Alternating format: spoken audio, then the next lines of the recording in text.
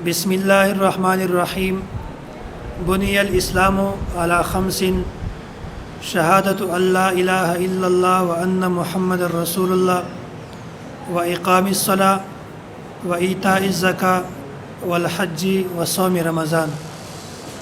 د حج متعلق تفصیل شروع.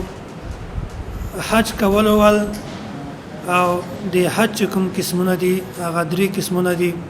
یو دا حج افراد او بل دی حج قران او درم قسم چې کوم دی حج تمتع. حج افراد ترتیب او طریقه کار دا چې کوم کس حج افراد کول غواړي نو هغه ته پکار ده چې په میقات نه مخکې د خپل احرام وتړي، د حج نیت وکړي، د حج لپاره د احرام وتړي، او کله چې د هلته مکې ته ولاړ شي د حج افعال او ارکان دا ټول مکمل کی. په هغې نه بعد د احرام د حج ول کلاو کی د حج مکمل شو. او په حج افراد کې قربانی کول دا واجب او ضروری نه ده، بلکې قربانی کول دا یو مستحب او شکر ده. او دوم چې کومه ده حج قران. حج قران طریقه کار دا چې کوم کس حج قران کوي نو هغه دی په میقات نه مخکې د حج او د عمرې په یو ځای باندې احرام وتړي.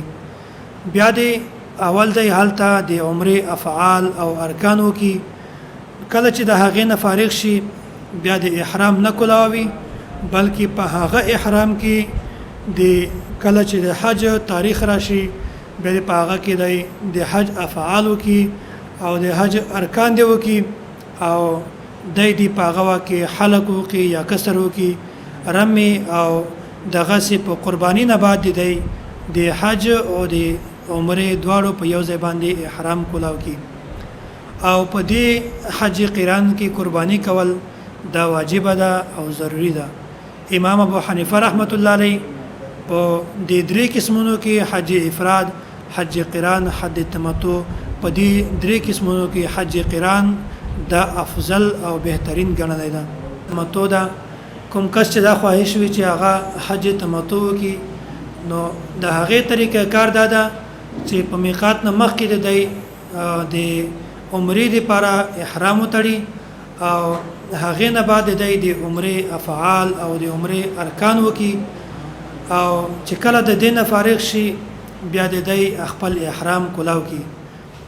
او کله چې 8 ذل حج راشي په 8 ذل حج دوباره د میقات نه احرام وتړي، او بیا د په 10 ذل حج باندې د حلق کی او قربانی رمي د دین چې کله فارغ شي بیا د خپل احرام کولاو کی او د حج تمتع دا مکمل شو.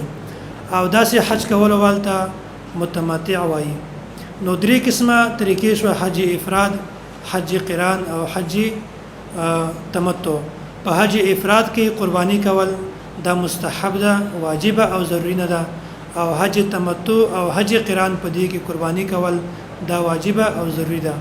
او کومه حج امام ابو حنیفه رحمت الله علیه هغه مستحسن او افضل ګڼل ده، هغه حج قران ده. هغه ځای چې په کوم باندې بغیر به احرام نه مکه مکرمه ته تیرول او تګ جایز نه ده بغیر به احرام، هغه ته میقات وایي. د هر ملک ځان ته خپل میقات دی. د یمن نه چې کوم خلک مکه مکرمه ته راځي د هغې چې کوم میقات دی اته یلملم وایي، او کوم خلک چې د عراق نه راځي نو د هغې چې کوم میقات دی اته ذات عرق وایي، او کوم خلک چې د شام ناراضي د هغې چې کوم میقات اته جحفه وای، او د مدینه منورې نه چې کوم مکه مکرمه ته راځي د هغې میقات ته ذوالحلیفه وای.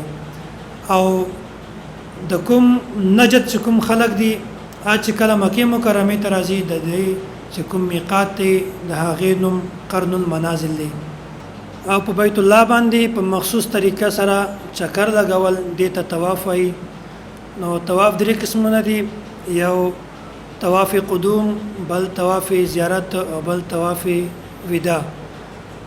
کوم کسان چې بیت الله ته راځي د حج افراد یا حج قران لپاره نو د هغې دپاره په بیت الله باندې چکر لګول طواف کول دا د دوی دپاره سنت دي او طواف زیارت چې کومه ده کله چې حاجیان د 10 الحجې په ورځ باندې د حلق یا د کسر نه فارغ شي نو د 12 تاریخ 12 ذی الحجې د غروب آفتاب نه مخکې طواف زیارت دا کول په هر حاجی باندې دا فرض ده او درم طواف وداع چې کله یو حاجی د مکه مکرمه نه واپس کېږي نو هغه د لپاره هم طواف وداع چې کومه ده دا واجب ده الله جل جلاله دې موږ تاسو ته په صحیح طریقه سره د حج کولو توفیق را نصیب کړي واخر دعوانا ان الحمد لله